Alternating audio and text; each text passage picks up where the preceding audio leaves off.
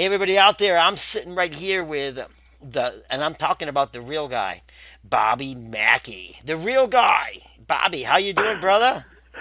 I'm doing great. I'm doing great, and I am so happy to be on the air with you tonight. We just shine stars 24/7, and you're one of them stars. It's your songs like chipped away at the stone. And I don't think that the thing about my listeners, and believe me, it's going to change after this interview, is I don't think they really know who you are. Bobby's really famous. I mean, Bobby's really famous around the world, not just with his music, but with just life going on. We'll talk about that a little bit too, Bob. Not going too much in Yeah, it because it's yeah. mainly about music, but we'll definitely talk about that. And we'll talk about guys out there. Think of the name Oh, Bobby. I'm talking about the listeners. Think about the name Bobby Mackey, and then get back to me after you hear Bobby speak. Bobby, say hello to oh. everybody, brother. Hi, everybody. I'm just a simple man, and I'm in the music business, and this is my 50th year in the music business, and I've always appreciated you playing my music. I've always been so excited about that, and I've been putting out some pretty good records lately, and proud to have you play them. Bob, 50th year in the music business. I'm 33. You're 33. How does that work? I don't know, but I've been at that nightclub down here in Wilder, Kentucky. I've been 42 years. I've been in this nightclub, uh, and it's always worked well. But they got us all shut down now. This we've been shut down for 6 weeks. This weekend coming up will be 7 weeks. We've been shut down, and we can't do a thing. And it's the longest I have not been on stage in many years. Let me tell you something, Bob. I was so depressed earlier. Not depressed, like you're going to jump off a bridge, but sometimes you Yeah. wake up and you see what's happening. You're more depressed for the other people out there, and your problems don't seem as big because theirs are so huge. And then here comes Bob writing this. When did you do this, by the way, the coronavirus song that you wrote? Because I'll tell you what, bud, I just played that right before I came back on because I was so busy with requests and stuff. And all of a sudden, Yeah. I grabbed that off from Facebook. When did you write that? Because that is amazing.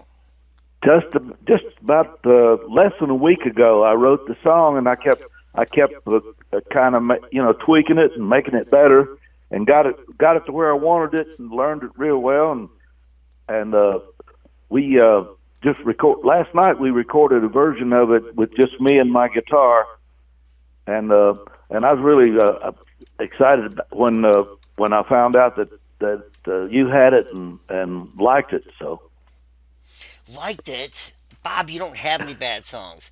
I mean, you you started sending me CDs and stuff like "Drinking My Coffee Black" is one of my favorite songs ever in the yeah, world, yeah. and I know that's one of your later songs because Bob, you've been doing this and 50 years. I mean, I've been doing this for a long time too. I started, around 14 years old. I was singing in rodeo bars. You know what rodeo bars are? They're like Garth Brooks bars. You go out Yeah. there and you sing when you're young. You just What? hop up there. You sing with the band. What? We're Hey, gonna I talk wrote a about song about that. that. Oh, I want to I hear wrote that too. Go ahead. I wrote a song about Garth Brooks had the dive bar song, and last summer he did the dive bar tours, and we were on his list, and we come almost getting him to come there, and it fell through. And when it fell through, I wrote a song called "My Favorite Weekend Honky Tonk Ain't No Dive Bar." Bob, when we get done, Garth Brooks, there's going to be. It's kind of like when Dolly Parton, excuse me, had the chance Yeah. for Elvis to sing "I Will Always Love You," and she turned Elvis down. She was like pissed because Yep. Elvis. She turned him I heard down. I about mean, that. that kind of ticked me off a little. I love you, Dolly, but who turns I heard down the about that. king? Like nobody turns down the king. and Uh, and that's and you know what? We will never get the chance to hear his version of it, will we? No, and that stinks because he afterwards he did like all these other versions of these other '70s bands. I'm like, really? Please, if he sings the Mamas and the Papas, I'm gonna jump off a bridge. But definitely, Yeah. I'm just kidding. Elvis could sing anything beautifully. But the thing, Yeah. the best thing about Dolly Parton, though, because she is such a great soul, is she actually did come out and say, if I would have known what was going to happen, dang straight would have let Elvis sing, not just for the monetary part, but for the part that it's the king singing your song. Hello, hello, McFly. Hello, McFly. And I know you remember that one. I think it still turned out pretty good for her, don't you? Yeah, she's amazing, and she does, Yes, she is. and I think she is. She might be the female Elvis. Who knows? There's so many female Elvises out there. It's crazy. But Yeah, yeah, the cool thing about it is we play the best artists in the world, and you're definitely one of them. And you have the yeah, best music in the world. Bob, can you tell everybody out there, because I've been dying to get you on my station, and yeah, I've been interviewing for 10 years, and I got like really good at it, and I was like really crappy in the beginning, but kind of people are like, wow, he's kind of good. You know, you think you're crappy, but yeah. you're actually really good. But how did you get your start in the music business in the first place? I mean, you have so much going on, and all that I Well, love. All I got to say is one thing, Bob. Before I let you speak, all Bobbies got the same thing. They love paranormal stuff, whether they like it or not. Paranormal seems to follow them. It's weird. And then, yeah, we'll get to that. We'll get to that in a we'll get minute. to that. We'll get to that. But how did you get your start in the music business? Because you are one of the best country singers. I mean, Well, you rate right up there with Merle and Dennis Ledbetter to me. well, let me tell you. Oh, yeah, let me tell you. As far back when I was 4 years old, when I first heard Hank Williams Sr. sing, changed my life forever. It made me what I am today. And and my mom, who's 101 years old right now, That's awesome. she she taught me to sing before I can even remember it. And I was just destined to sing. Music just grabbed me, and I sang "Your Cheating Heart" in a talent contest Oh wow. when I was 4 years old, and I won first prize, $5 bill. So it wasn't because I was good. I was just little. It has nothing to do with being good, but go ahead. Just don't let me forget, Bob, to tell my cheating heart story too. I got a story about that, but go ahead. Oh, you got a story about your cheating heart? All right, but anyway, growing up in Lewis County, Kentucky, little town of Concord, right along the Ohio River. Growing up there, I grew up. My dad ran a grocery store, and I got a guitar. You know, I was singing Hank Williams songs. You know, Yes. from 4 years old. You know, at 8 years old, I got a guitar, little Roy Rogers guitar, and my mom taught me to play, and I learned to play and sing. And growing up, I played a lot of talent shows, and every place I could play and sing. And when I got out of high school, that Lewis County, Concord, Kentucky, where I was from, was about an hour and a half east of Cincinnati, Ohio. And I went down to the northern Kentucky area and got a job on the railroad. Nice. And working on the railroad, on Sundays I'd go around they used to have jam sessions every Sunday someplace. And I'd go around and I'd play it and sing at jam sessions, and my name got around, and everybody was liking me. And a guy called me one time right after, he heard me from all that, heard about me, and he called me, and he had a band together, but he needed a singer. So I got with him, and that was in 1970, and that's when my career began in 1970. And I played other clubs. I played 3 different clubs for the first 8 years, and then I was able to get my own nightclub in 1978. I got my own club, and been there ever since. Been there 42 years. They got us shut down right now, and that's a tragedy. But I understand. Kentucky's opening up a little bit. I think we'll be back open in a couple of weeks. But when I bought the nightclub, little did I know I wasn't open I wasn't even open yet actually until I started finding out some things about the place. As a kid, lived up the street from there, and he was 18 years old, and he come down, and we was down there, making plans to get open and stuff, and he come in and said, "Hi, I'm Carl. If you need any help, I know all about this place. I just live right up the street." Well, and so I hired him to start cleaning up and painting and all that, and he started trying to tell me about things about the club, and I wouldn't listen to it. I finally said, Carl, what are you trying to say to me? Are you trying to say this place is haunted or something? Love Carl. I'm sorry, but I love Carl because I know the story. I watched it all, but go ahead, and I'll Uh, keep watching it. Hmm. Carl was an absolute, genuine, great person, I know. and I get goosebumps when you're talking about him because yeah, I literally his know. work Mhm. his worst enemy was himself, Yes. and but but but I told him I didn't want to hear nothing about that. I'm trying to get this nightclub open, and I don't want to run people off before I get the doors I know. What the heck? I want to go so bad. I want to go so bad. Go ahead. It makes you want to go Oh my though. God, you got to come down. You Oh, I'm got to coming come down. down. But but where I come from, up in the sticks, up in Lewis County, Kentucky, if somebody said that a house was haunted up there, and there was some talked about, I wouldn't go near them. I Ew. I wouldn't go near them. So I was afraid that if people found out about it, they wouldn't want to come to the place. Hey Bob, let me tell you So something real quick though. It's not the dead that'll hurt you; it's the living. Go ahead, brother. I know that, but as a kid up in Lewis County, Kentucky, I didn't know that. I but know. But go ahead, brother. but Definitely, but definitely. anyway, anyway, Carl kept quiet about it. I was open the first 10 years, and nothing was said about it. And finally, a friend of mine, Doug Hensley, was writing some short stories and selling them about fictitious hauntings and stuff. And he told me about that, and he was a friend of mine. And he told me about it. And So I said, cool. "Well, Doug told me about it, and he said, I told him that, hey, I got a story that's for real that you could probably write about." Completely. I didn't think he would do it though. It was in 1989, and when I told him about it and told him about Carl, what Carl had been trying to tell me, Doug wouldn't leave Carl alone. Carl was running the bull that one particular night, mechanical bull.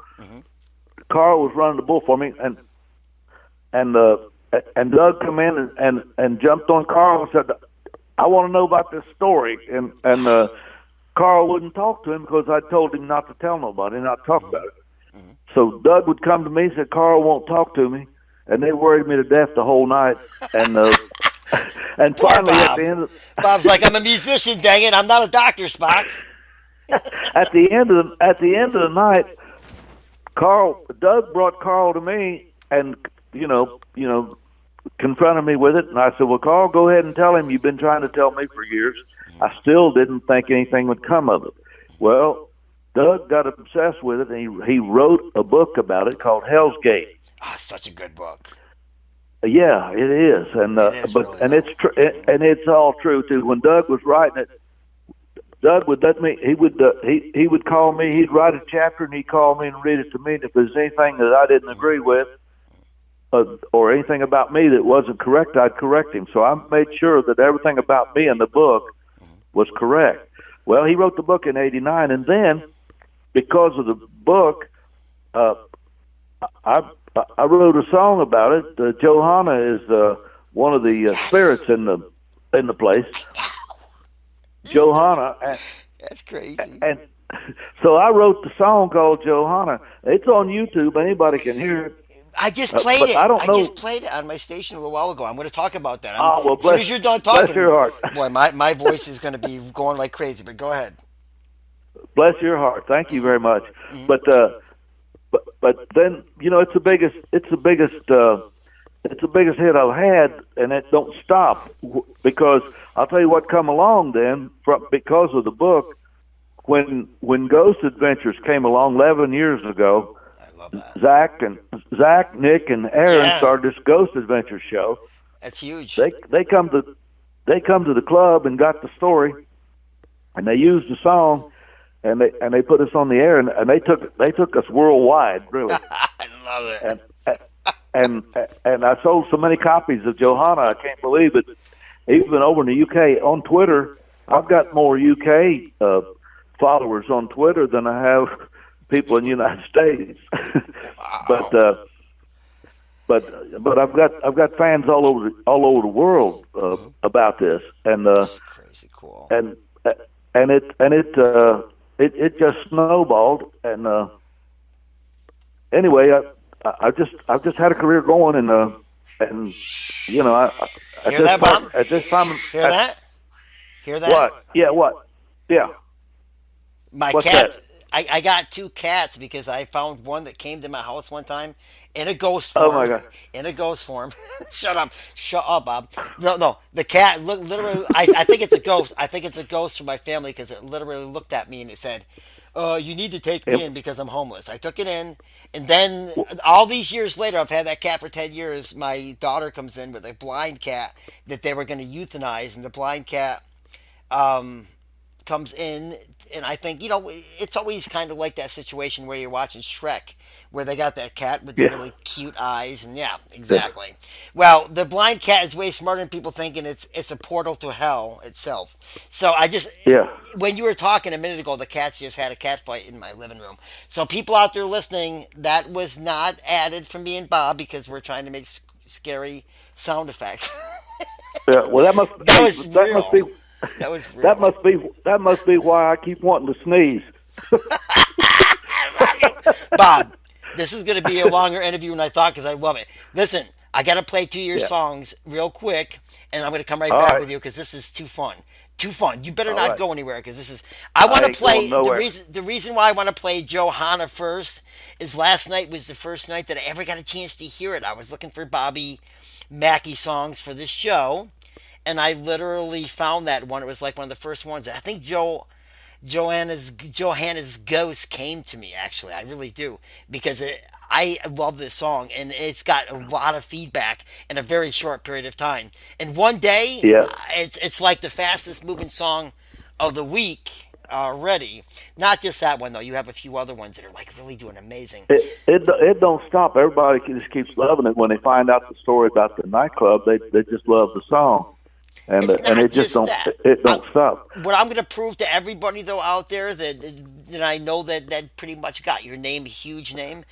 Bobby Yeah. Mackey's music is what needs to get him a huge name because Bobby Mackey's music is as good as Merle Haggard's. That's what I'm going to prove to people tonight. Well, I appreciate that. So, Wow, yeah. Merle's my all-time favorite, all-time favorite. But I want to tell you something. Hmm. The song Johanna is actually a synopsis about the book. It's a synopsis of the book, Hell's Gate. And we're going to play that real quick. And I want to also tell you that I want to play Lucille because it's getting requested a lot and that's almost in our top All 75 right, too. yeah, yeah. Can you tell It's us a little bit different, ain't about it? that before I play it? Can you tell that? Tell us a little bit about that. Yeah, yeah. Lucille, yeah. I was singing the song in 1977 in a nightclub in Cincinnati, and I was singing the song on stage the Kenny Rogers way, I and love it. and I was singing it then. Oh, it's a great song. I always loved the song, and I was singing the song, and I got this note. The waitress brought a note up to the bandstand and gave me a note and said, "Thanks for singing my song, Roger Bowling."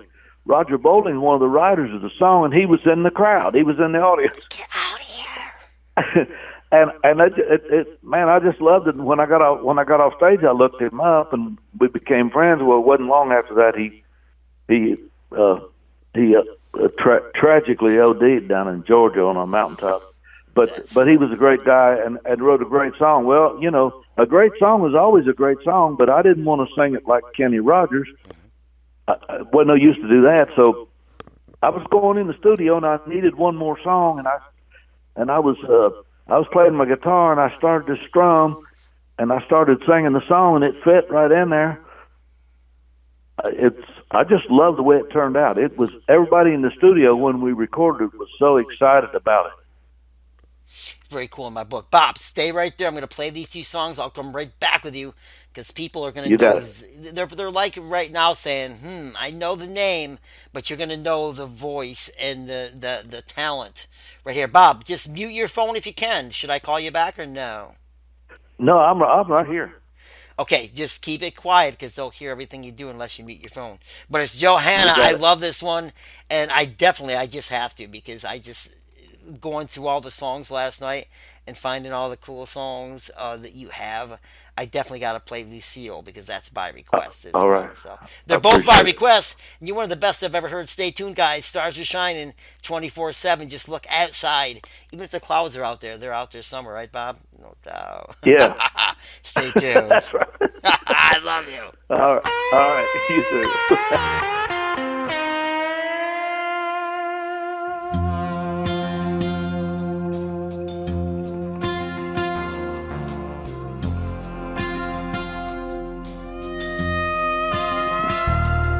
Way back in the 30s, in the little town of Wilder, lived an old man and his lovely little daughter. They ran gambling for a living, it was the best place around.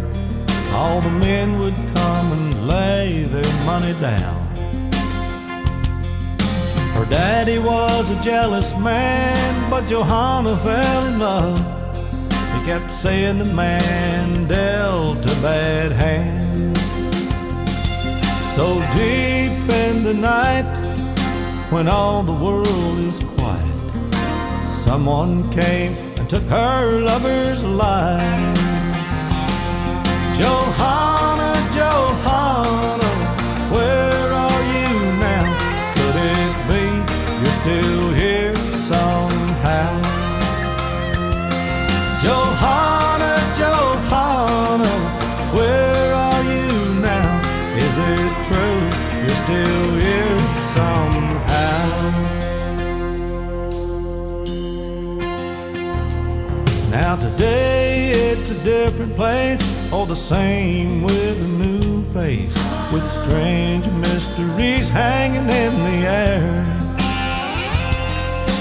People in their sane minds swear they see you today. Are you looking for the love they took away? Everyone knows that you couldn't bear the pain, so you took your life in the pouring rain. You took your life in the pouring rain. Johanna, Johanna, are you really here? Looking for your lover after all these years. Johanna, Johanna, are you really here? Has your lover returned after all these years?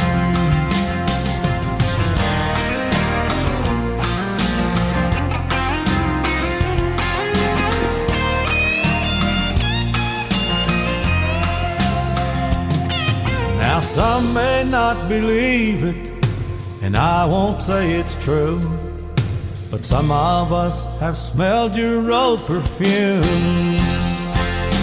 Johanna, Johanna, are you really here? Looking for your lover after all these years. Johanna, Johanna, are you really here? Has your lover returned after all these years? Has your lover returned after all these years?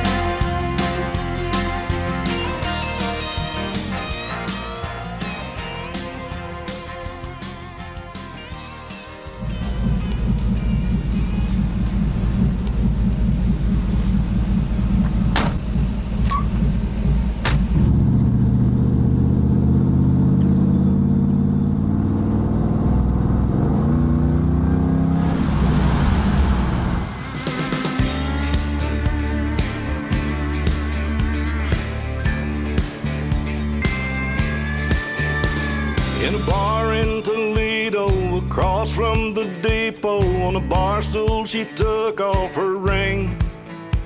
I thought I'd get closer, so I walked on over, sat down and asked her name. When the drinks finally hit her, she said, I'm no quitter, but I finally quit living on dreams.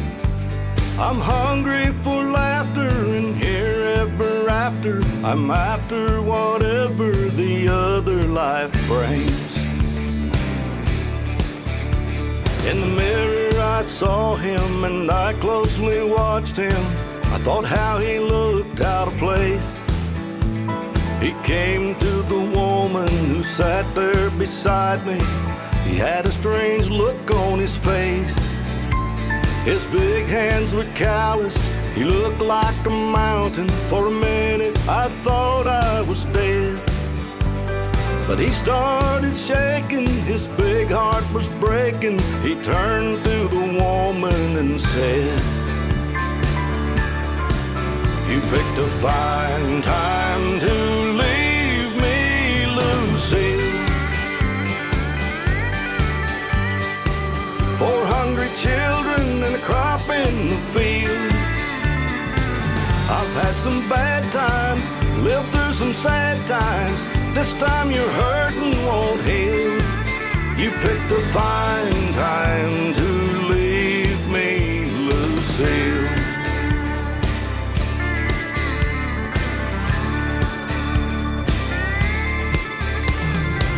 After he left us, I ordered more whiskey.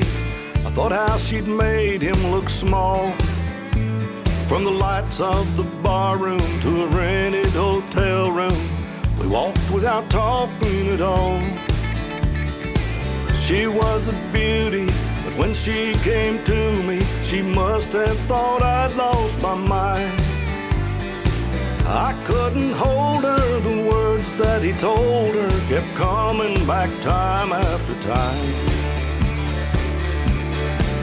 You picked a fine time to leave me, Lucy. 4 hungry children and a crop in the field. I've had some bad times, lived through some sad times, but this time your hurting won't heal. You picked a fine time to leave me, Lucy.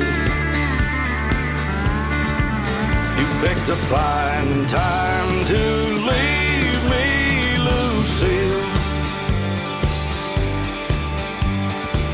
4 hungry children and a crop in the field.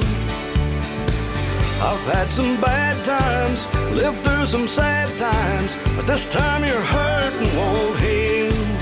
You picked a fine time to leave me, Lucy. You picked a fine time to leave me, Lucy.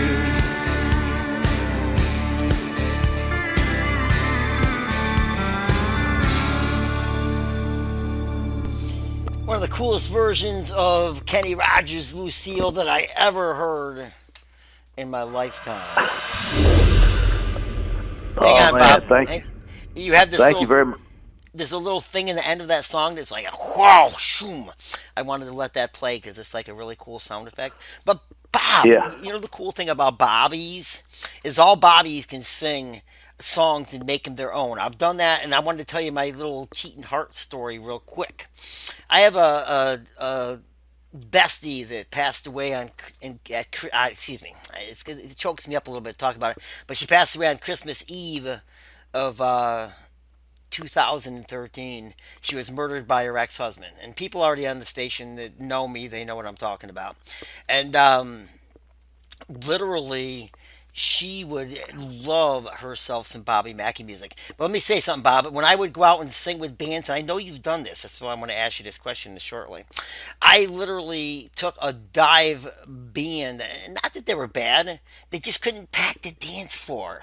And I'm like, if you're going to be a musician, if you don't learn to dance or do something, tap your foot or anything that can make you pack that dance floor, you're in trouble, right? So I literally got out there because not only did I want to impress her because it was my first date with her and it was so beautiful, but I wanted to sing an excellent song. So the band's like, well, you can get up and sing with us, but they got to their first end of their first set, bud, and they didn't pack one person on the dance floor. I said, well, I'm going to get up there. I'm going to pack the dance floor for you. And they're like, really? Okay, how are you going to do that? How are you going to do that? Well, I want you to take your cheating heart and I want you to take it Elvis style. I'm talking about when I sing your cheating heart. I want you to come out and back me up like your cheating heart right behind me and make it right. And they're like, oh, we got that. Yeah. And they made it right, Bob. They made it right. Not only did I get a little action that night, but I Well, good for you. I definitely packed that dance floor. You know what, Bob? It's all Yep. about packing the dance floors. You know what? You are I know good at what. that. You are good at that because you have a bar where you pack the dance floor like every night. Tell us a little bit Yeah, about that. I know what you're talking about because the barmaid always told me if the dance floor wasn't moving, the bar wasn't moving. So, Love it. so, Good. It's but good. anyway, I know what you're talking about. I've sung your cheating heart with a like a western swing, like up tempo beat. I've done it that way. Oh, it's great. Yeah, but I got to tell you, I got some new music coming your way before too long. I got a new album going to be released. It's going to be my 50 years of Bobby Mackey release. Amazing. Because Bob, you don't look. What I'm trying to tell people is you're like me. I really didn't think that you were. I mean, I knew you were in the music that long. Don't get me wrong. Because you can't be that good and not be in the music that long. You know what I'm saying? Yeah. But Bob, definitely, unbelievable what you do in the music business. But let me just ask you one thing really fast. Are you the All right. first one in your family to be musically inclined? I'm curious. Uh, well, my mom, when my mom was a teenager, she had a guitar and she learned to play and she played and sang. In fact, that's how she taught me So when cool. when I become her baby boy, That's and too cool. and yeah, she taught me chords on the guitar when I got my first guitar when I was 8 years old. She taught me chords on the guitar, and I learned to play, and there was just no looking back. Playing music is all I ever wanted to do, and I was on the railroad for a while, but when I got into music full time and got a chance to get off the railroad, that's what I did. But I got a new record going to be coming your way real soon. Awesome. Aside from the album, I got a song that me and this young boy that took to my music and he learned to play guitar when he was 13 years old. He learned to play guitar and he was singing my songs. And now he's Nice. 18. He's 18 now, and it's a little thing that he and I got going. He comes down to the club. He lives up in Ashland, Ohio. David Barry is his name, and Nice. he comes down to the club as a guest every once in a while. And I always lean on a lot of old Merle Haggard songs because Merle's my favorite singer. My oldest daughter asked me not long ago, said, "Daddy, I want you to make a list of your top 10 favorite singers." Well, I did, and it was Merle Haggard, Merle Haggard, Merle Haggard, Merle Haggard. All 10 of them was Merle Haggard. So, anyway, needless to say that I kind of lean on Merle Haggard's songs. Well, David Barry kind of took to George Jones, and he would sing a lot of George Jones songs. So we got talking about it here a couple of years ago. We got talking about it, and he talked about we need to write a song about that. So we did, and it's called "I Like Merle, I Like Jones." And I sang the part about I like Merle, and he repeats me, says, and I like Jones. So we got that new record coming at you here soon. I can't wait. Because, Bob, the It's, cool thing about you is you sound traditional country all the time, but you still remain contemporary. In other words, I could play your song, Lucille, your version of Lucille, and believe me, Kenny, yeah, we lost a great artist there. I mean, come on. I mean, this is yes, we just did. crazy what's happened in the world today. And Yeah, I love Kenny. But you know something? I can't believe, and I love you, Kenny. Please don't be mad at me. But Bob, you're right. Your version's my favorite. I'm sorry. No, I'm sorry because and I got other artists too, and I love them. Don and all you That's a, guys. I love Don's version. I love all the versions. But your version just took me to a new place because it doesn't even. When you first start listening to it, you're like, okay, wait a minute. And there's going to be new people out there that have never even heard Lucille. right. New millennials, right? The new aliens. We call them the new aliens, right? I'm That's just kidding. that's exactly right. But definitely, they're going to be coming out and they're going to be listening to that song, going, "Wait a minute, You should have been in the I studio. I You did should have been in the that. studio the day we recorded it. You should have been in the studio. I watched the Everybody video. was It's dancing. so cool. I know. Yeah, I was everybody cyber was dancing. dancing. I was cyber dancing, bud. And you know what? I can't believe that Bobby. What am I saying? I can't believe. I can believe actually. I'm tired of can'ts and do. It's not even in my vocabulary anymore, Bob. I don't even put them Yeah, words in there because when you hear great artists like you coming out here and doing a song like that and taking and making it their own like that after 50 years and making it yeah, brand new like that, brand new. I'm talking brand new people. I'm talking about brand stinking new. That yeah. just, I've never seen a song get that close to the top 75 in a matter of days. It got, It's only happened yeah. like 5 times in 10 years, and you just It did got a it. lot of play. You It just did got a it. lot of play. You just did it because it's coming in there huge because I Yeah. just found it. But the cool thing is Bob. All right, this What? is the cool Well, part. I'll tell you what I'm at now, where I'm at now. This is the 50th year in the music business, and I got the new album coming out with some real good songs. I'm just really high on it. And of course, the I Like Merle and I Like Jones song will be a single coming at you. Oh, why did you But just do that? I was but just going to talk about that, but go ahead. but the Oh, that's nightclub, crazy cool. but the nightclub is, you know, we've been down for 6 weeks now, and Kentucky is starting to open back up.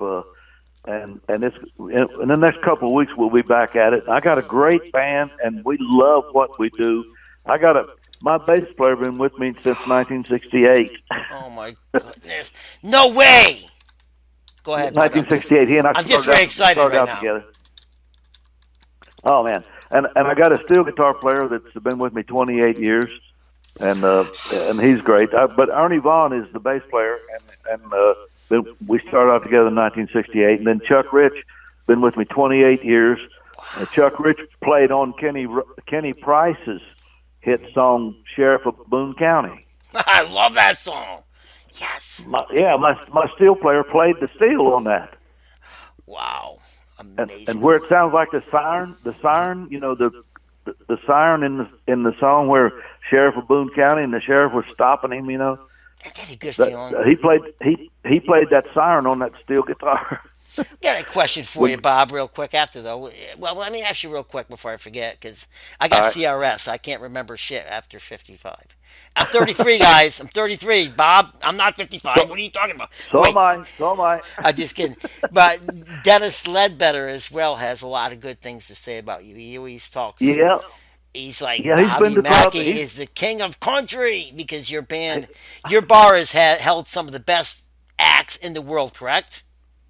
Yeah. Well, I had George Jones there back in '80, and Merle Haggard, I think in '82, I believe, or '81 or '82.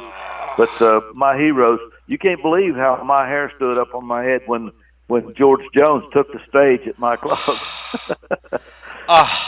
Bob, can I tell you something real quick before? Because I got to tell you, this is too crazy. Yes, Remember sir. Kathy Bailey and Michael Bonagura? You remember them? Not, Bailey and the not Boys. sure. Bailey and the Oh, yeah, Boys. yeah, yeah, yeah. I got you. Yeah, Yeah. yeah. Well, Kathy Bailey, I had them on my show. They were my first mainstream artist to ever interview on my station. And she came out and she was telling me, well, this was during the interview and it's toward the end. She goes, well, we actually, Rob, I don't want you to let the cat out of the bag too much, but I guess we can say it here because it's going to happen here shortly. They were getting ready to do a George Jones tribute concert of all the amazing feats that he did in his lifetime. And they chose Yeah. everybody. Vince Gill, everybody was in there. Everybody had songs. Patty Loveless, everybody had songs, right? Wow. Wow. That Bobby sounds Mackey great. would have Yeah. had a song, but wait, hey, listen to this real quick. Um, Kathy Bailey was the only one that George chose to sing a song with in the very end of the show. And guess what? It never got a chance to happen because George Jones died first. But I almost had a chance Wow. to interview him because Kathy, I said, Kathy, can you give me 10 minutes with him? Because this was before it happened. And she was supposed to do that show. And the reason why, when you watch that George Jones tribute show, the reason why you do not see Bailey and the Boys is because George died before they had a chance to sing the song they were going to do. So, Wow. yeah, that's crazy cool. Um, and the idea of that, that's how close I came to interviewing George Jones. I just But wanted to I'll tell throw you, that in there. that's good. But I'll tell you, Bailey and the boys, didn't she sing the fire out of that old Hank Snow song? Yeah, are you kidding Oh. me? Uh, Oh. and a fool such as I, she does all the songs Yeah. Yeah. perfect. And Oh, that's great. Yeah, she's Goosebumps. great. Goosebumps. And definitely one of my best friends out there is them guys too. So, the cool thing about you, my friend, is you're the type of guy, Bob, and I got so much to ask you. I didn't even want to end this interview. I want to go for 6 hours if we can. No, I'm just kidding. We can do it. You know how long I've been waiting for this, and there's too many questions and too little time. But I definitely No, want to. we talked about this a couple of years ago, didn't we? Yeah, we did. But the cool thing about it is, Bob, now you growing up, I got to ask you this question because it's something that I grew up with. I grew up in a big family. Did you grow up in a big family or a little family? No, I got two brothers. I'm the baby, um, and there's three. There's three of us, three boys, and I'm the baby. Well, we had 9 kids in our family, and we would get up. You can only watch so much Waltons and so much Little House on the Yeah. Prairie, and then the Well, that's a season's different story. done. When the That's a seasons, different it story. was they didn't have football on TV back then as much. So that would when the season was done, it was who beat Little House on the Prairie and out of the Waltons. That was our Super Bowl. Who beat who? And just Yeah. kidding. But the thing is on Saturday night sometimes we'd get bored because Sunday night was the Amazing World of Walt Disney. I bet you remember that. But Saturday nights we would have nothing to do and we would just play music until the night ended. My Uncle Tom was a 5-piece one-man band that could play, and he sang a lot of Merle. And the best thing about it is he sang all the country classic Merle songs like "Storms Never Last," stuff like that. You know what I'm Yeah, yeah, saying? yeah. I do that song. I do that song on stage. Yeah. That's crazy, Bob. So very cool. I'm gonna play a couple more songs by you shortly.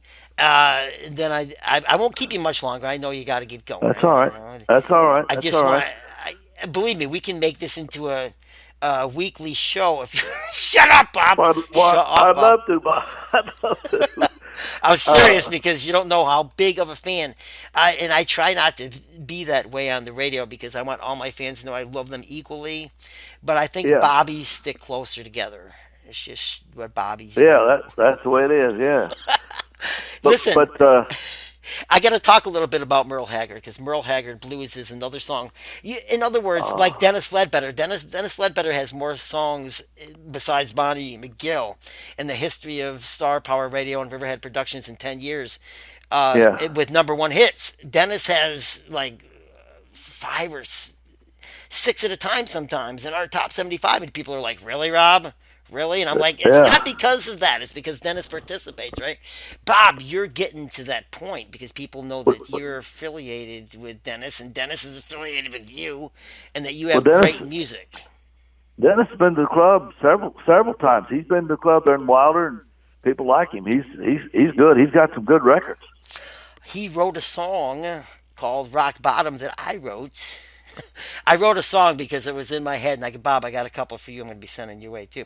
But I wrote a song Uh, called "Rock Bottom." It's on his new album, Opposite Walls, and I yeah, said, I know the song. Yeah, I know the "Yeah, song. good I know song, good of it. song." Yeah, Totally yeah, traditional country. I mean, it's like you can almost tell the words before they're going to happen. I know I'm a little bit, like that with that yeah, jukebox mold. It's called the jukebox mold. Once you get that jukebox mold, you're going to always do it that way.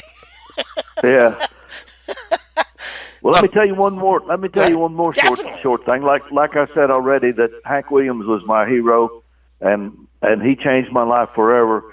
And that's when I was 4 years old. When I was in my teens, the great Buck Owens come along, and boy, he swept me off my feet. Buck Owens and Don Rich swept me off my feet. Oh man! And then shortly after Buck, Merle Haggard come along, and that was it. I ain't been the same since that either. So Merle Haggard just stole me musically. But my heroes, Hank Williams, Buck Owens, and then Merle Haggard, and then of course lots of the old Grand Ole Opry stars. Too many to mention, but they raised me on country music. That's what they did. Oh, so true. I'm going to play that. I'm going to play What They Call Country. That's another song that people love. Oh yeah, say about yeah, that? I What like do you got to that say song about too. that? I love that song. Yeah. Wait, did you write that, Bob? Yeah. Yeah, like, I wrote that. I had something to say. I didn't want to insult nobody. I just said, "You're just like me. We don't like the kind of music we're doing. We don't like it." And I'm not going to. It ain't Hank Williams. It ain't Buck Owens. And it ain't Merle. Oh, no. It's just not. And that's the way it is. Yeah, that's the way it is. And I had something to say in that song. Oh, we're going to play them right now. We'll be right back with you, Bob. I'll stay as long as you want. You tell me when you're tired. Because now you're at the point where I'm going to make it into Bobby Mackey radio. That's what I'm going to do. I'm good to go. Thank you. I don't know why I'm such a huge fan. We got so much in common. We're going to talk about that shortly. But Merle Haggard Blues is one of my favorite songs because I was waiting. I thought Billy Ray Cyrus was going to do it at one time. Billy Ray Cyrus, should I say? I thought he was going to do it at one time, but Merle Haggard Blues never came out of him, and then all of a sudden Bobby Mackey did it. So Bobby's like, why didn't you do it? Because I wrote Merle Haggard Blues. I wrote Merle Haggard Blues too. I know. And let me tell you something. You are the next Merle Haggard. I do believe so. Dennis would agree, too, as far as Dennis goes, because Dennis is like, well, yeah, I can be Waylon Jennings. I think so. That would work. Yeah. But you definitely are, Bob. And I can handle Waylon, too, yeah. Wow. Your voice is amazing because you make everything your own. So I love the song. It's called Merle Haggard Blues. We'll be right back with you. You know what to do, buddy. And I'll come back shortly. Bob, this is one of the best interviews I've ever done, and I'm enjoying in my life. I'm just saying, I am having a great time. Stay right there, buddy. Me too. Awesome. Thank you.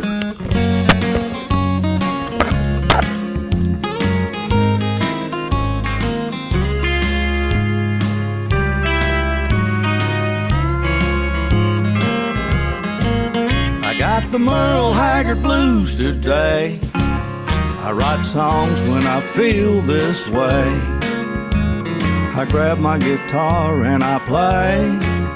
I got the Merle Haggard blues today.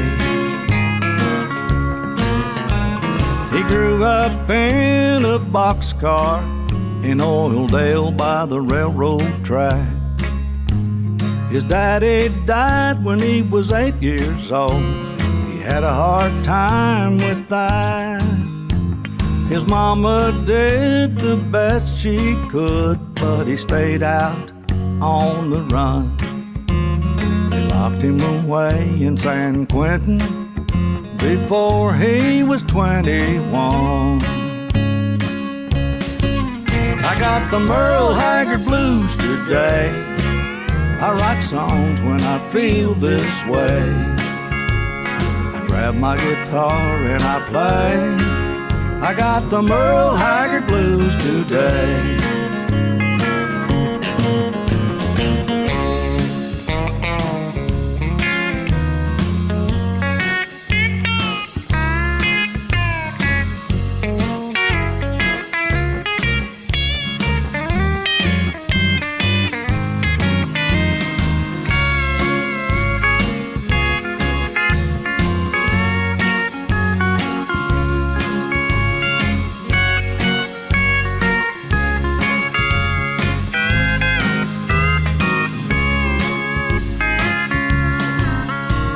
Country music was his passion. He joined the prison band to sing and play. When Johnny Cash sang at the joint, it changed his life that day. That was his inspiration to be the legend he became. He wrote them songs, sang those hits, and they put him in the Hall of Fame. I got the Merle Haggard blues today. I write songs when I feel this way. I grab my guitar and I play. I got the Merle Haggard blues today. I grab my guitar and I play. I got the Merle Haggard blues today.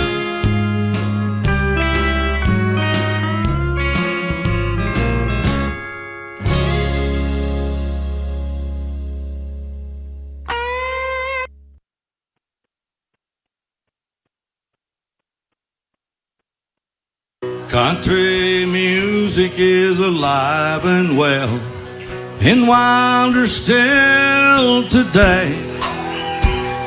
The way it was is the way it is. We still do it the same way.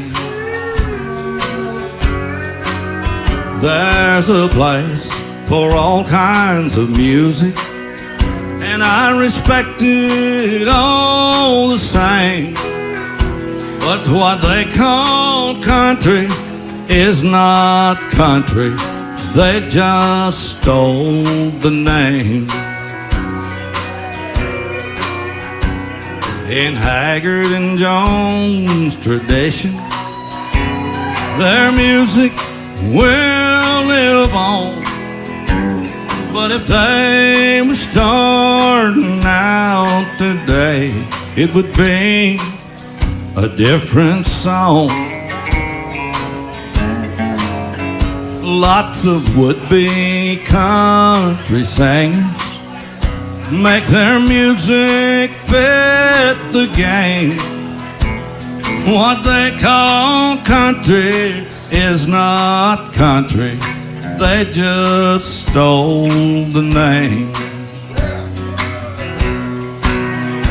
I know things are always changing, and time keeps moving on. But what happened to emotion? There's no heart and soul in a song. I still love to hear the classics, and it's a crying shame. What they call country is not country. They just stole the name.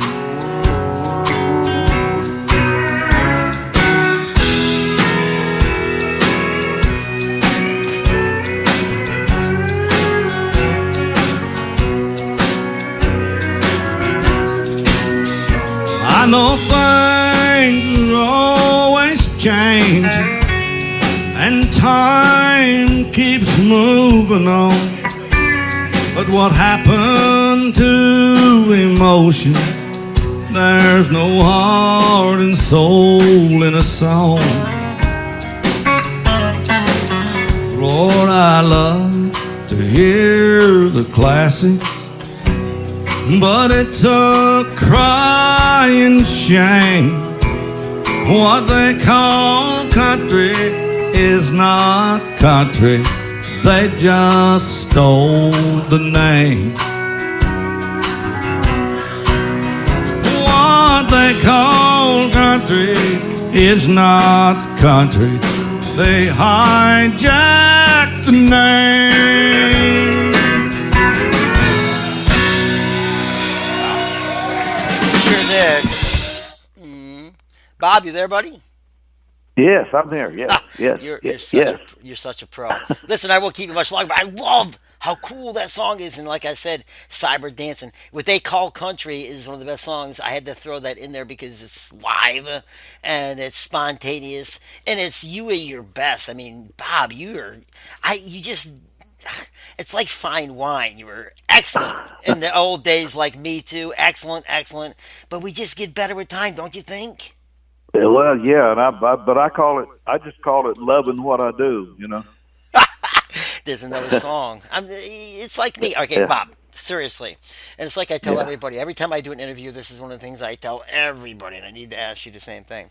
When I get a song idea, sometimes it's in the middle of the night, or I could be even in the shower, and I got to like write it with the soap. Do you do that, or or am I the only? No. Am I crazy? No. No. It's probably it's if it works for you, it's all right. I mean, if you forget it, you're in the shower, you're like, should I write it now? I've lost a lot of good songs that I didn't write them right then. Have you ever done that? Yeah. Well, when I get started on a song, it's like I can't quit until I finish it. You can't. And Exactly. and it's like giving birth. It just wears me out. I don't know nothing about giving birth, but I can imagine. We actually do. Believe me, God has ways of doing it. We might be But constipated for a week, but we'll be like, oh no. but Yeah. but it's giving birth to a song. It's giving birth to a song. Wow, Bob, you are so creative. Why are all Bobbies like that? I'm having a hard time interviewing you because you're like, you should be interviewing me as well because you are so good. I got a version of the song, the Garth Brooks Dive Bar song. I got a Yes. version. I got a version that I wrote, and I got it just me and my guitar. I haven't had a chance to go in the studio yet and record it. I gotta hear it. So my favorite weekend hangout ain't no dive bar. I love that. But Very cool. but then there were but we well, I'll send you a copy of it, just me and the guitar. But I haven't had a chance to record it in studio. But this virus song, I wrote this virus song in the past few days, That's and so cool. I'm excited about it. I didn't really want to write it. I didn't even want to think about it. Yeah, but you gotta make people But when I got smile. started, I couldn't put it. Yeah, I couldn't put it down. The name of the virus song is trying to take it back. I know. And it's not a bad thing. It's like you're actually like being nice about it. A lot of people would be like, a Yeah, lot badder. I've heard a lot worse ones. I've heard some really bad coronavirus songs. I mean, not bad. I mean, just yeah. bad along. Yours was on the borderline of, I would actually, that might get into our top 75. That song like what they call country. I didn't want to hurt nobody's feelings. I said, I respect all kinds of music. I respect it all the same. Yes. But what they call country just ain't country. They just Bob, you're the coolest part ever. You know why? Because in 2012, I had that dilemma. I was a new DJ. I was only on the air for 2 years, and people were coming out saying, "Yo, country music, your country music, classic country music show is dead," and they were just going on and on and on and on. I was so mad because as a yeah DJ, when they asked me if I what I wanted to do when I wanted to start my radio station, what genre do you want, Robert? I'm like, I want all genres. You know why, Bobby? And I know you know why because you're a Bobby as well.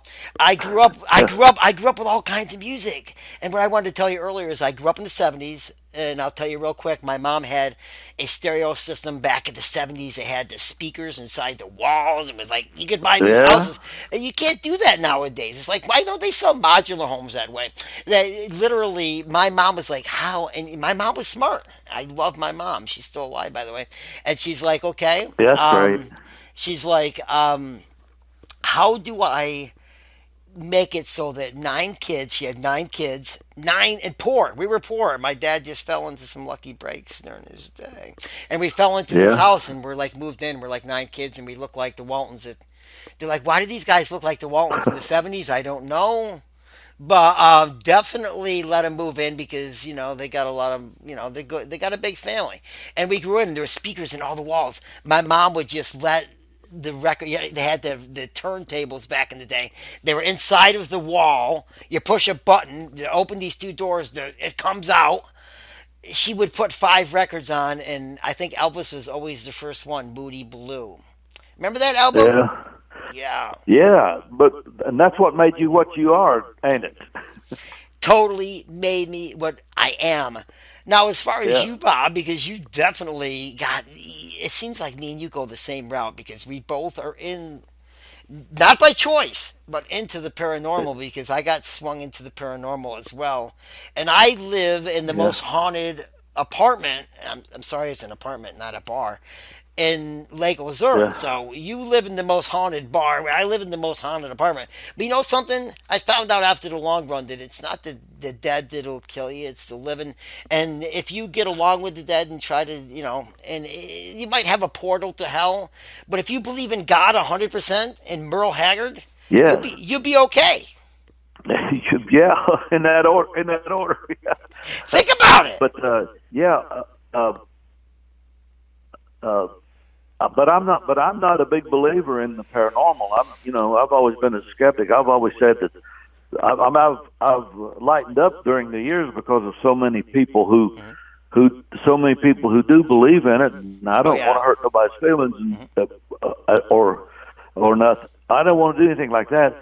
So I've lightened up through the years, and people that I found out there are more people believe in it than don't.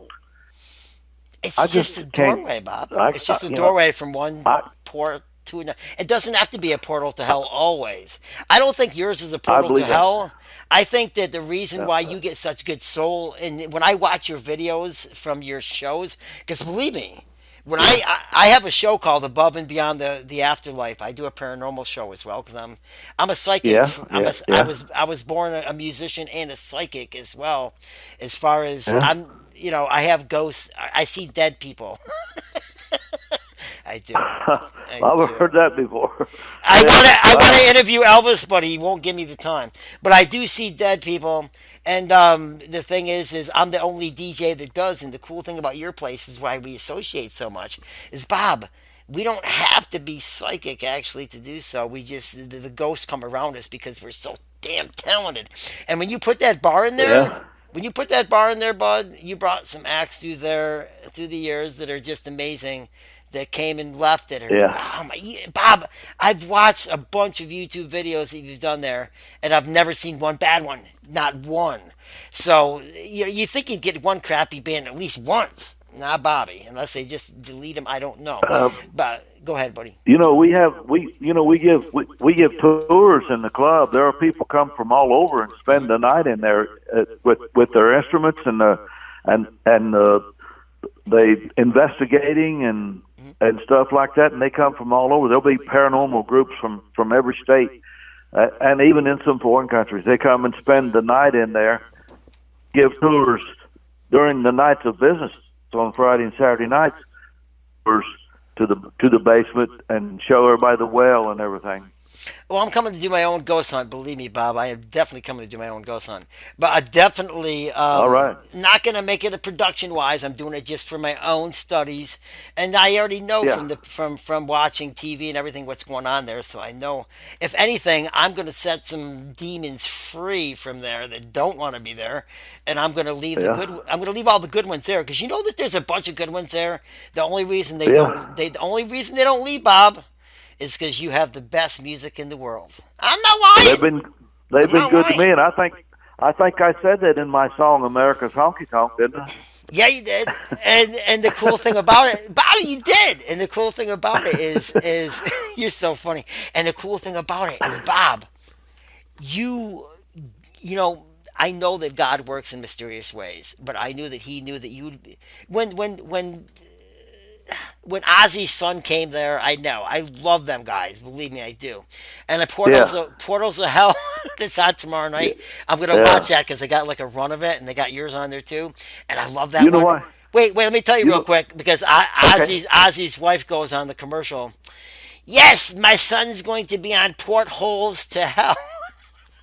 And then I love that commercial. Then Ozzy goes, "It's portals, Sharon. It's portals. Get it right." Well, Come on, you gotta love that.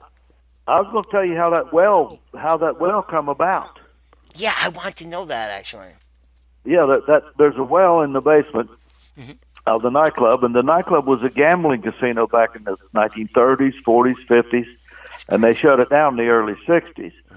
But the site back in 1896 was a slaughterhouse, and so they had this well. The Licking River runs right behind the nightclub. There's a railroad track, and beyond that is the Licking River, and and the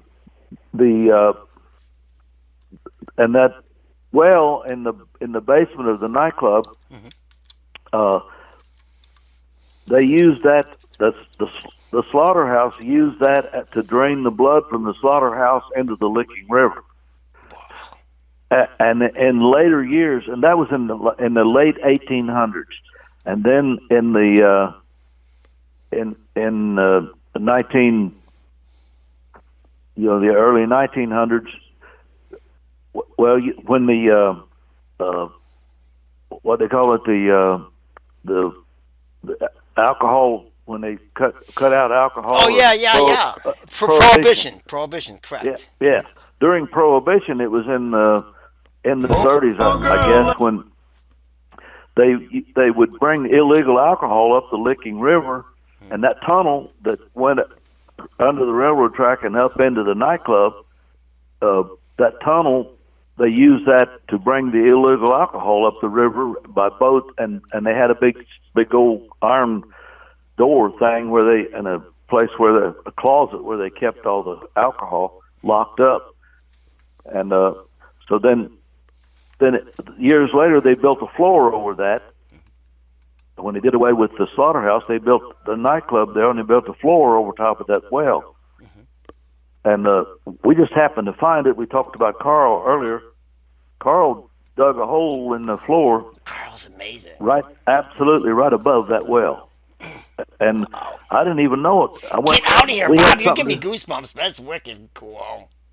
Wow. Oh, one day I was down there, and it was November, and it was colder than blue blazes. It was colder than heck. And Carl, there's something we had to go to the basement for, and we went to the basement and had a flashlight, and we go down there in that room right above where the well is, and there was holes chopped in the floor. Oh my God! And I asked Carl, I said, "What's this? Why are these holes in the floor?" He didn't know. Oh, no. He didn't know.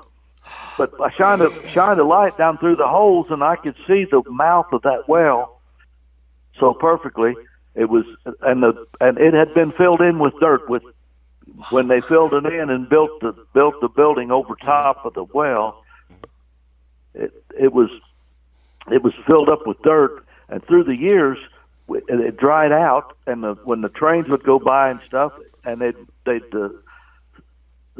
move the ground, and it sifted that dry dirt, and it sunk down. It was down about a foot from the top of the well through the years. I'm sure they filled it in level, but the dirt dried, and the train sifted it, and it moved down. Anyway, when I saw it, I couldn't believe what I was seeing. Wow. Because I don't know how Carl knew it was there. Find out later what he told Doug writing the book was that he was down there, and something froze him in his tracks, and it appeared in blood on the floor. Dig here. Oh my goodness! That's what Carl said it was, and that showed up in the book. But he never did tell me about it. I just saw it in the book that Doug wrote. Well, Wow. when I come there, my friend, and I'm not being rude because Carl is a huge part of that place, and believe it or not, he has protected the place, but he also needs to see the light of heaven. And when I come, I'm going to make sure he finds his way into the light, because there's a lot That'd be good. there's a lot of spirits there that are trapped, but not because that heaven is a bad place to go. It's because Bobby Mackey's is a great place to go. And people got it all wrong. It's not the portal to hell. It's the portal to fun. It's just the way it is. Well, But no, there Carl, is. I do believe in portals, and I didn't mean to make light of that. I do believe in portals because I lived in a house, and that's a whole different story, Bob. When I get along with you, I'll tell you about all them stories. You'll be like, I'm glad you yeah. didn't do that during my interview. It'd be like a 4-hour show. But definitely, but Bob, I love it because I love to mix paranormal with music because I don't believe that it's all bad like the Jack Osborne and everybody's making it to be. I do believe that it's just spirits trying to write songs as well. It's certainly that old nightclub has been good to me for 42 years. I'll tell you that. I believe it's a And, good. I think it's a good luck place. I don't think it's a bad luck place at all. I well, think that I've it's never country felt like it music. was. Never, never. Yeah, I've never felt like it was a bad thing to me because it's always been about the music to me. But Carl used to tell me all the time that he was more comfortable right there than anywhere in the world. He was more comfortable being in there. What I tell you, because I've gotten some ghost talks from Carl. I'll tell you when I tell you some stuff down the road, Bob. When me and you are not doing it here because I don't want to get you Yeah. going. But It's a different show. It's a different show, right? he does. No, he does. Yeah, this is a different show, but he does have some messages for you, and I will actually tell you some things that happened with you and him that only you two know. I will tell you that. But that's down the road. Like I said, I got to get a couple more songs in here before the end because this is. I want to make sure that at 10 o'clock this comes on because I want to listen to it too. This is But one of the best one more interviews thing. I've ever heard. Yeah, one more thing about Carl. Oh, we're not done yet. You Oh. got a whole half an hour left. Don't you go anywhere yet. Oh, okay. All right, but okay. Well, you go ahead and play the songs then. Yeah, I don't want you leaving yet, Bob. This is I ain't important to going- me because you're one of the coolest. I've been waiting to interview you for so long because me and you got so much in common. I've only scraped the surface, and you're like, really? How am I going to get this little DJ out of here? Seriously. I ain't going nowhere. I'm right here. I'm playing this one for the ghost. I'm playing this one for the ghost in your place because you know what? I'm a ghost. We're all ghosts. We all become ghosts sooner or later. I'll Go Down Swinging is one of the best songs I ever heard. Did you write that? No, I didn't write it. That was an old Porter Wagner song. I thought so. I wanted to make sure. Yeah. I It thought went number so. one. It went I number knew I heard one. that. I knew I heard that on Porter Wagner's 2 years show. ago. It went Did you- It went number one 2 years ago. What was your favorite show? Porter Wagner show was one of my favorites of all time. All time. Oh, that was close. I used to love Lester Flatt and Earl Scruggs too. Oh, that was so good. There's so many good ones from the old days that people don't even know. Do you know I did a bluegrass album about 15 years ago? I love bluegrass, and And I probably Rhonda Vincent sang 3 songs with me on it. I love Rhonda Vincent. I love her. Wow. Don't go Yeah. anywhere. I want to play I'll Go Down Swinging and What He's Got. Now, who wrote What He's Got? Because that's another one. It's just, I love it. I can't remember who wrote it, but you can sing I had the chance to record it, and I recorded it. Garth Brooks had it on hold and was going to cut it, and he released it and decided not to, and he released it, and it was available. Then I jumped on it. Oh, that's just too cool, bro. I'm going to play them right now. Don't go anywhere, Bob, because I'm having some of the most fun that I've had in a long time. Not just because of the coronavirus. I'm talking about this is one of the best interviews I've ever done. And Bob's like, help! All right, thank you. I'll be right. I'm going to get out swinging in this one. I love this one. This is a great one. And what a great way to go. Stay tuned, guys. It's Bobby Mackey and one of the best interviews I ever did. Bob, I won't keep you much longer, I promise. But I definitely want to play these, and I'll get the end in there. And I can't wait. Stay tuned, guys. This is cool.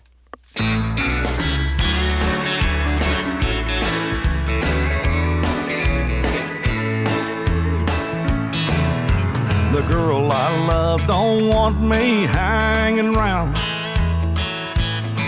All she does is put me on, put me down.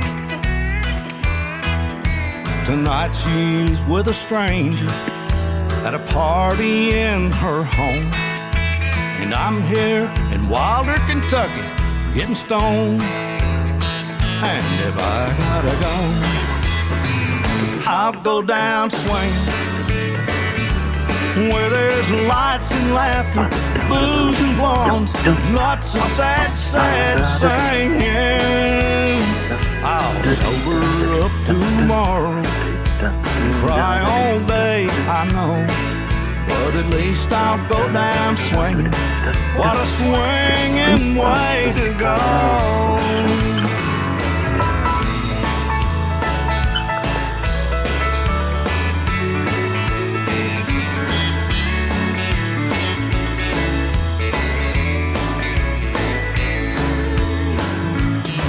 I'll dance with all the girls by the wine, drink till I'm down to my last dime. She thinks she's made a fool of me by loving someone else. She should see me make a fool out of myself. And if I gotta go, I'll go down swinging, where there's lights and laughter, booze and blondes, lots of sad, sad singing. I'll sober up tomorrow and cry all day, I know, but at least I'll go down swinging. What a swinging way to go. At least I'll go down swinging. What a swinging way to go.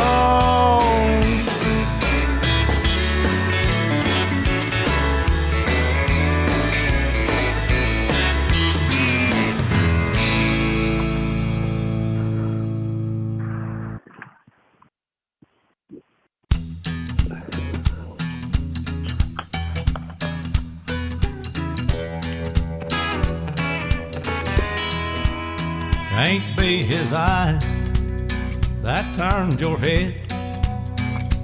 Mine are just as blue, must be something else instead. Or his truck, 'cause it's broke like mine.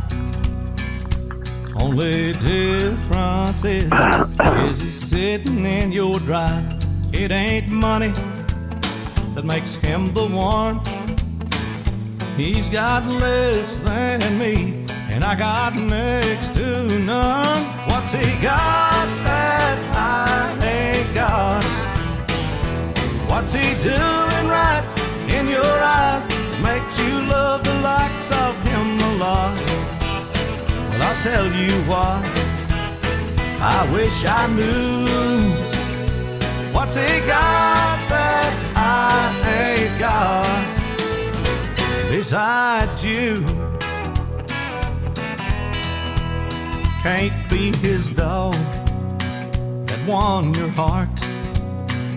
His will chew your shoes, mine don't even bark. It ain't the smile that's on his face. I would smile like that if I was in his place. I'd like the chance to make you see he's not the one for you. You're the one for me. What's he got that I ain't got? What's he doing right in your eyes that makes you love the likes of him a lot? Well, I'll tell you what, I wish I knew. What's he got that I ain't got besides you?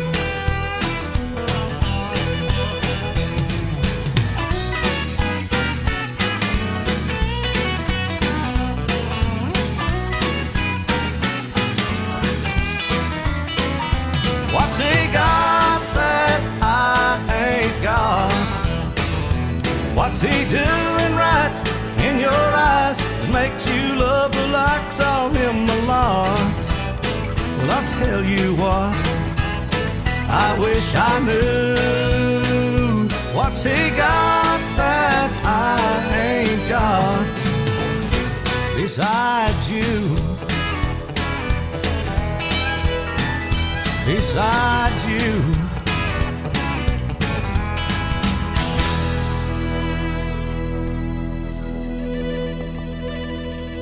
He ain't got nothing on us, does he, Bob? Yeah. Oh, love that song. Dang it. I just love it. Go ahead. I want to let you talk because we got like 10 minutes left. I want to make the reason why I'm making this because this is like we got it on demand as well, and people can click on demand and listen to this anytime they want. I want to make sure that they get their earfuls worth because, Bob, you are a great interview always. I can make, like I said, I would do a show on just you because of, I'd like to go from day one. I mean, you got such cool stories and all the songs you've done and all the cool influences. And every time you sing a song, you make it Bobby Mackey sound. You don't make it anybody else sound. You know what I mean? Yeah, I don't know. I guess that maybe that's why I've been at nightclub for 42 years because, it's my style, and we play traditional country music, and there ain't no place else in the Cincinnati area that does it. And and I love what I do. The band loves what we do, so we just keep on hanging in there. And I'm going to stay there another 8 years anyway. I got to be there 50 years, you know. And so you definitely are that. So person. it's Go ahead. so it's all great, and I can't tell you how exciting, you know, it is to be on the air with you. We talked a couple of years ago about doing an interview, and I kept sending you my music, and man, I appreciate everything you play, and you know, I got to get a copy of this interview to put on Facebook. I just got to. I'm going to send this to you. I'll send you the whole thing. Bob, I'm not Okay. even done just yet, only because you had to go and make me scroll down with your great Oh. talking. I found Bobby Mackey honky tonk songs from my favorite. This is my favorite out of all the shows. And that was the brothers I was trying to think of. The Wilburn Brothers. Oh my God. Did you see that? I was 1973. Oh my God. I was a baby. I'm gonna play that. Can I play that? Can I play that? Oh my Yes, God! I love that song. I've loved you all over the world. I can't believe I'm looking at that because every time I try to think I know all about the great Bobby Mackey, I find something new because that's what life's about, and that's really cool. My God. God's on our side. I'm God, telling you, you're the spirits. taking me back. The spirits at that in bar, time. the spirits at that bar are helping you because they're like, no, we're going to showcase our daddy because our daddy gives us free rent. So yes, definitely. Yeah. Bobby Mackey, way too cool. I'm definitely adding that one. And then, of course, I want to play when we finish. I'm not yet. I got a few more things to say, but I also want to. Don't let me. I don't want to forget this because I have to finish this with this because it's already getting requested. I knew it was gonna, and I just started it tonight. Of course, is your pandemic. Trying song. to take it. I call it the pandemic song. Yeah. Okay, that's okay. I didn't want to write about it because I was upset because it shut our club down, and here we are just paralyzed, and I guess Kentucky will be opening back up here. Within a couple of weeks we'll be back open, but you know, here we are, and I didn't want to write about it because I was upset about it, and everybody kept saying, "Are you going to write a song about this virus? Are you going to write a song?" I knew it. And me and my wife was starting up the AA highway going. It's an hour and a half drive from here to go see my mom, who's 101 years old. Last week we started up there, and I said, well, I got this idea to write this virus song, and it started clicking in my head. She was driving. She won't let me drive anymore. She drives. Wow. So I do my best writing sitting in the passenger seat when she's driving. So I started writing the song, and I said, I got something here. And when I come up with the hook was trying to take it back. When I come up with that, I said, I got to finish this. And I finished it, and it come on me so quick. I had last night. I did that. I guess the version that you've got, just me and my guitar. I love it. Mm-hmm. Just me and my guitar. We did that last night. I got the best promotion man in the world, R.J. Seifert. He's the best promotion man in the world, and he videoed me doing it last night. And we got a good version of it. And a friend of mine out in Vegas, he's in Vegas now. George Chickarone used to be on a current affair and all that stuff. He was, he wanted a copy of it, so we got him a copy, and he sent it to Fox News. I don't know if it'll get on there or not, but it might, you know. But, Bob, if anybody's going to get on there, it's going to be you. But go ahead. I do think. Okay. So. Well, you know, I think we're going to get it on there. He sent it today, this very day. When I got it finished last night, he got it this morning, and he sent it on, and we're hoping good things will come from it. But I was serious about it. It ain't no joke. Is all the people that's suffering and with the virus, people suffering and have died. it ain't no joking matter, and it's tragic. And I feel for all the families involved with it. And it may not be over yet, but I'm ready for it to be over, ain't you? You know what, Bob? During this whole thing, I'm not only am I excited for it to be over, I am very happy that I'm able to share history with you during Yeah, an epidemic, a pandemic like this. That we can make people smile somewhat, and we can take their minds off it for a while. yeah. You know what, Bob? I'm very, very honored to be able to do it with you, my friend. Thank you. You're amazing, and hey, this hour and a half went by really quick. Yeah, I gotta play them songs, and I just want to say, if you wait, real quick though, real quick, because I do. These are uh, questions that I ask everybody, and if I don't, they're gonna be like, "What? Why didn't you ask Bob them questions?" Okay, well, Bob, have you ever considered? And believe me, I know you probably have, but I need to know this ahead of time down the road. In doing a gospel song or possibly a Christmas song. yeah, I grew up in church. I grew up singing. I was playing guitar and singing in church when the guitar was bigger than I was. Love that. Love that. And yeah, it was mandatory in my dad's house to go to church every Sunday. What a cool answer. See, you know the right words to say. And I do know that you have them songs out there already. I just wanted to tell people, yes, he does have them. Not only will I add them, but it's only the reason why I'm saying is because gospel music right now, it's weird how this works. And I don't know, I'm sure it's a godly thing. But My favorite gospel song is "How Great Thou Art." mine too. It's funny you should say that. Yeah, yeah. And Um, I've sang it for years. ah, beautiful. And Yeah, it's just a true fact that when you start singing songs for the Lord, believe me, things come your way. And even though you have yeah, a porthole to, Ozzy's wife would say, a porthole, not a portal, a porthole. yeah, yeah. She goes, I love that commercial. I can't take it. Ozzy, my son has a show. We're going to be doing the portholes to hell. And I almost peed my pants sitting there. I'm like, oh, Bobby I'm Mackey's gonna, going to love this but one. I'm gonna send you, but I'm gonna send you a version, just me and my guitar, singing Yes. singing a singing a gospel song. I just did it a couple days ago. I gotta Uh, have it. Willie Nelson sang it. Where he leads me, I will follow. Oh, Are I you familiar love with that that. song? Yes. Oh I my do too. I heavens. sung it just a couple days ago on tape, just me and my guitar. We'll send that to you. Bob, real quick too. Did you meet Willie Nelson in your lifetime? I never met Willie Nelson. Can I tell you That's my one I Willie never. Nelson story real quick? Can I Please, tell you? It's please, very please, please fast. do. Please do. Yeah.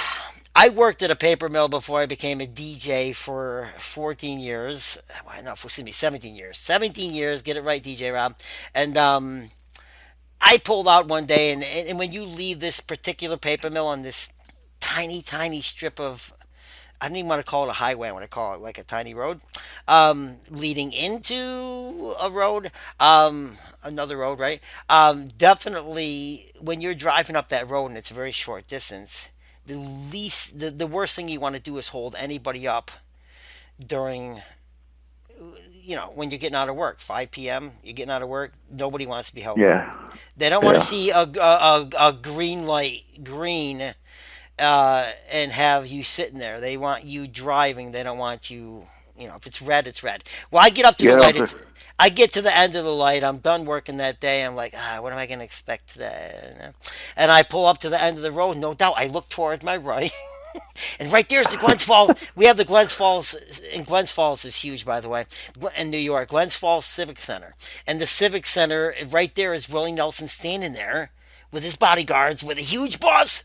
I'm at the red light. I'm not more than probably Yeah. 20, maybe 25 feet away from him where the red light sits. Yeah. And he had Well, his pockets. Yeah, but he had his pockets full of something. well, you ain't done yet. I'm not done yet. So I'm Okay, sitting go there. ahead. The light's red. I'm sitting there. I go, that's Willie. Willie's on the sign. I have to say hello to Willie. The light's red. I can get away with it. No, they didn't have power seatbelts back then because this is back when they had the regular seatbelts. I hate regular seatbelts. At least my van did. And my van, I had a regular seatbelt, and I had to undo my seatbelt while the light was red, and I know I'm making it a lot longer than it should be, but it's too good of a story not to. And you jump over to, I'm crawling over to the passenger seat, unrolling. Now you got to remember, you got to unroll the window with the thing that goes around in circles. It ain't a button where you can push it. Yeah. You're unrolling the Yeah. window, and meanwhile Willie's like, "Wow, even I got a car that rolls its own windows up," and he's looking at me, right, and he's smoking a joint. He's smoking a joint, and he's got all of his Oh. wait, and not done yet. He's got all of his people around him. Willie can smoke in every state because he's got a license to do so, and he's got, at least at the time he did, and I'm sure he still does. And Willie has a medical reason why he smokes weed, and he's smoking a joint, and he's got all the security guards around him, and there's me out the window with my big old head, with everybody parked behind me waiting because they know the light's gonna turn green, like now. And I just open the window and I yell out, "Willie, I love you!" And guess what he did to me? Guess what he did? What? He What? gave me the biggest finger in the world. I got Ah, the finger by Willie Nelson. He'll never it forget was this mug. He'll never it was forget this mug, with a brother.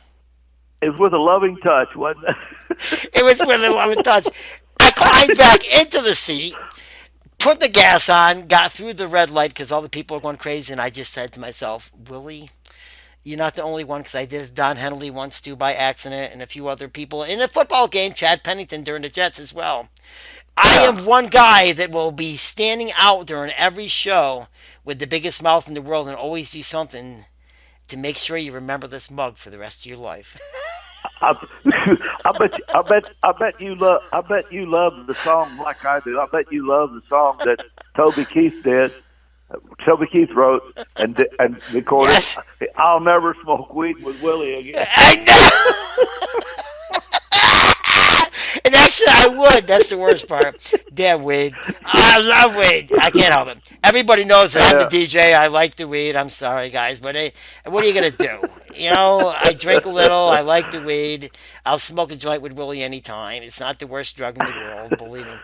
But yeah. definitely, that's the Well, funniest he's stuff ever. Willie's the last man. He's the last man standing, ain't he? No. Willie's the last man standing. He is the last of the greats still standing. Is that crazy or what? Yes, he No, is. Willie Yes, is. he is. Besides Alan Jackson, Alan was like right on the borderline. Definitely, he is definitely the last man standing, without a doubt. So, You got to uh, come. You got to come to Wilder, Kentucky to see me, Bob. Bob, You got to that's come my down. last. The last of my interview is can I come down there? And number two, can I do a little ghost hunt like Jack did? But just I'll be cool Yeah, about it. Um, yeah. just for my own, I like I said, I have a paranormal station too. I'm not promoting it like Jack is. It's not going to be on Travel Network or nothing. Yeah. But it's Well, definitely it's definitely something I'd like to do as well. we'll roll out the red carpet, and it'd be great to have you there. And I'd like for you to give me some insight from the other side. I will definitely give you insights because there's one thing that them ghost hunters didn't have that I do have, and that's the word of God's love. And if anybody can come in there and send them packing in a good way, even the worst demons of all, it's me. Believe me, definitely without a Yeah, doubt. yeah. And I do believe that I just love the whole story, and we will do when we're done with that. We're gonna make such a huge show out of that. It's gonna be so cool. Not just because of you All got right. the most famous haunted bar in the world, but because Bobby Mackey from Wilder, Kentucky is not only wild and cool, but great, great, great song. You're a song man. You know what I mean? You're the man that I got does more the work. coming. I got more coming at you. I'm telling you. And you just get better with time, Bob. I mean, come on. That coronavirus song, I said to myself, even, I'm not going to lie, I said, come on, I've heard a lot of these. It's going to be another one of them. And then Yeah. I played it, and I'm like, nope, this is the best one. I'm sorry, but that's Different, why I different, wrote that on a different Facebook. I take. said it's my favorite one. No, because it That's a makes you different take. smile. It makes you Yeah, smile because yeah, it's not a song making yeah. fun of it. It's a song saying, hey, if we all got to be in it together, We're we might keeping. as well laugh a little. Yeah, we're keeping our social distance from an enemy we can't see. We're keeping it real. Wait, Benny Bob Pitsinger's Rivers. song's funny too. Wait, do you listen? You listen to the show later. Wait till you hear Benny Pitsinger's got one called 6 Feet Away. It's so fucking good. Excuse my language. I don't say the F word Oh that yeah, much language. But anyway, yeah, very yeah. cool. But You said it. You said it, man. I did, but they're gonna know that it's suspected during a Bobby Mackey interview. Right. You're And I'm amazing, man. I FM. appreciate you. We're FM mainly in the UK, so they'll play it over there. They'll bleep it out during the American ones, but the UK will play it. They'll be like, play it on, because Bob, they got people over there to do the weather in their with their boobies out. So Yeah. yeah, Yeah. definitely. So we're gonna play Yeah. honky tonk songs on the way out, and I'm gonna Boy, that's play. old. Yeah, I recorded that back in '73, I think. it is 73. It's from the Wilburn. I'm playing it right from the Wilburn Brothers. I got Teddy and to. Doyle Wilburn. Yeah. I have to, Yeah. bud, because I found that by accident. And I'm gonna Oh, them twin also fiddles. Twin Twin Fiddles is the fiddles on that. best. Twin, and I'm You gonna know who finish. played them twin fiddles? You know who Ah, played them twin fiddles on there? But Buddy Spiker and Johnny Gamble. oh, that's too cool, bud. That's too cool. All right. Hey, Bob, when Yeah. I come down there, am I gonna be able to sing with your band too? Lord God, yes, absolutely, yeah. I'm one of the best You singers in the betcha. world. The only thing is when I leave, they're gonna be begging me to come back. So I'm gonna warn you of that. Okay. All right. Well, Yeah. I'll be ready for you. It'll I'll be be good. definitely good for Hey, that, without a doubt. I guarantee you, I got the crowd tuned in to you. I guarantee. Oh, it's going to be a good one tonight. Bob, let me tell you something. You got any shout outs around the world before I get out of here? Because I got like 15 minutes to get this on, and I still got to Any load what? it. Any shout outs around the world? Because I want to get this on before Oh yeah, 10. there's a bunch of them over in England. Take your time. Over in England, a Twitter pal, Julianne over in it's I don't understand this kind of talk, but it's the Stoke on Trent. Yes. She lives at Stoke on Trent. It's a village there somewhere in England. That's so cool, Bob. Julianne, so, yeah, is her name. Yeah. Hello, and I got some friends in Florida. Send it I'd right like out to say to hello me. to Take your time. Scott and Cindy Stennerson in Florida, Awesome. and Awesome. that's about it. I got friends and fans everywhere, but I appreciate them You all. do. You do. And you know what, Bob? You'll come back with us if it. I mean, I might have you back the day after tomorrow. I mean, it's just the way it is. I'm a little hooked on Bobby Mackey right now. I'd love to. We'll make a once a week of it or something. You know? Yeah, I'm just messing with you. You know I had to mess with you. But we'll definitely get you on more. I mean, you'll You're come back. amazing. You'll come back and visit us, right, brother? Absolutely. I can't wait. You are amazing, and I appreciate everything you do for me playing my music. I appreciate it so very much. All right. I appreciate it, Bob, and I'll be down there to see you, buddy. And I will not come empty-handed, not like somebody that's going to come in and say you got to feed me and everything. I'll be feeding you, bud. We'll be having some fun. I can't wait till you come down. We'll be having some fun, brother. Hey, listen, I love you. I definitely do. And I'm out of here. I'm going to get this on the station. Make sure you tune in because I'm going to be listening. I can't wait. I'm going to have a cold one. Okay. And I'm going to Thank be you. listening to this. Thank you. Okay, brother. Thank you, my man. I can't wait to talk to you again, brother. All right. Love you, brother. Awesome stuff. We'll do it. Without Love you. Bye. a Bye, doubt. man. Very cool. All right. Guys, Bobby Mackey, very cool in the books. And we're going to get these songs out there. He's one of the coolest guys I've ever had. Going to get him back on. This is from the Wilburn Brothers, 1973. Honky Tonk Songs. And you know, did I say that right? Because my nose is a little clogged. I meant to say honky tonk songs. I love you, Bob. Ladies and gentlemen, Mr. So Bobby cool. Mack. Right.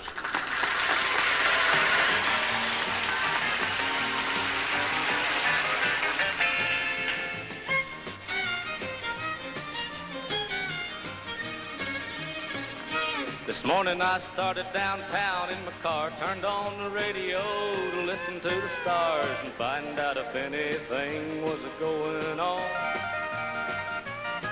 I was driving along, not thinking about you. Here come this song telling what you might do, and I wondered if I should have left you there alone. And I'm getting kind of tired of honky-tonk songs playing on the radio all day long. Gets a fella thinking something's wrong. There ought to be a longing honky-tonk song. Well, I got home and there was your car, and I wondered just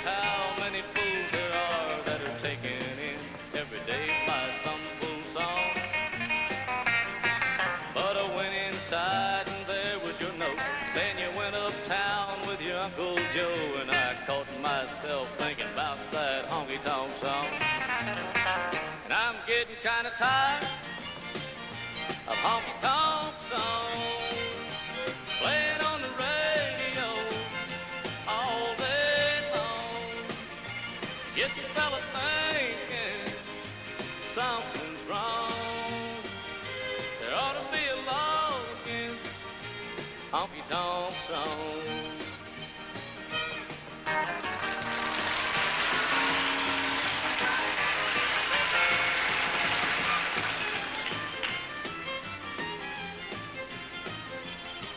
Well, I went to the icebox and got a cold beer and told myself you'd soon be here. But 2 6-packs later, I was still alone. I was roaring, drunk, and ready to go when you walked in the door with your Uncle Joe, and I knew that I'd been had by a honky-tonk song.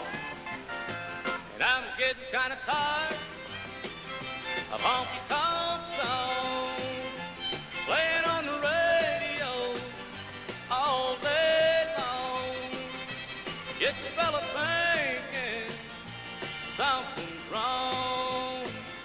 There ought to be a law against honky-tonk songs. Yeah, there ought to be a law against honky-tonk songs. So cool in my book. Ha. The Outlaw Music Channel presented Honky Tonk Songs from 1973, Wilburn Brothers. It's a little lower than the other songs, but well worth the listen from Bobby Mackey. Stay tuned, there's lots left to come. I got to get this on the station while I can still load it. What a great interview, and there's plenty left to come. He is spotlighted throughout the night on Star Power Radio, where the stars are shining 24/7. What a great one, without a doubt.